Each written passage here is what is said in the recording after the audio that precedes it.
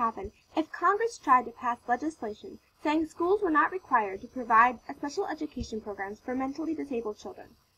There would be an uproar, and such legislation would never pass.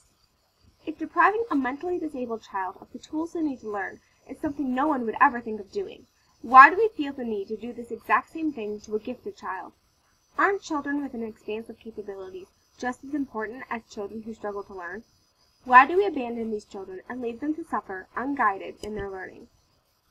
According to Carolyn Kottmeyer, creator of the Hoagie's Gifted Education page, a well-respected website and reputable source for information about gifted children, gifted is often defined as a child's ability to work at 2 or more grade levels above his or her current grade, or children who have an IQ of 130 or higher. America needs these bright young minds to help light the way to a better future. Within these minds lie new medical, technological, and social advances.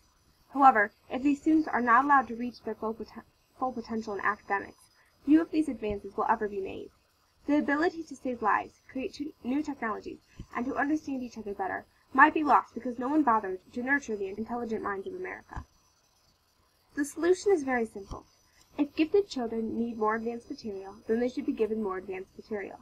Just because a student may be in 5th grade by age does not mean that his or her intellectual ability isn't equal to or surpassing that of a much older child.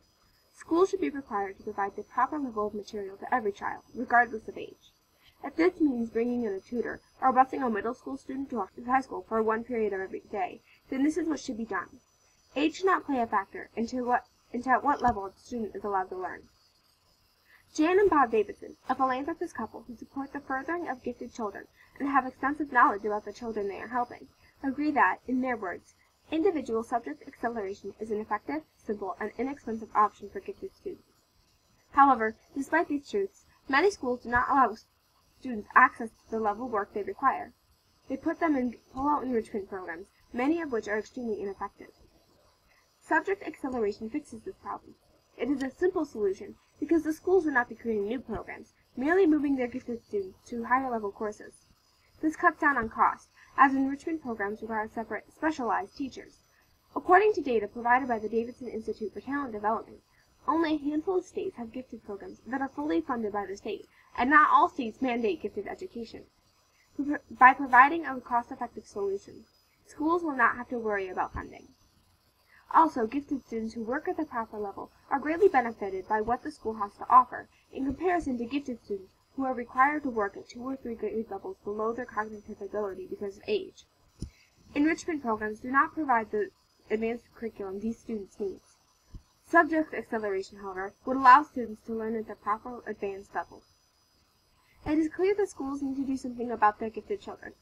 According to a study done by the Davidson Institute for Talent Development, which is run by Jan and Bob Davidson, an increasing number of high school dropouts are gifted students who are bored in school. They drop school not because they are lazy, but because the schools are not meeting their needs. If these gifted children continue to be ignored, then America's ability to progress in the world will become stagnant. We will find ourselves in a country that could have gone so far, but did not, because its children were not educated properly, or taught to do the best they could. America needs its bright young minds. And, whether it is a 10-year-old who works at a high school level, or the child who needs help in math, every child has the right to learn and excel at his or her own ability, whatever that ability is. If their gifted child needs harder work, then parents should require schools to give them harder work. Parents need to stand up for their children and their right to learn at the proper pace, whatever that pace is. Speak out for the right to a proper education, and speak up for your children.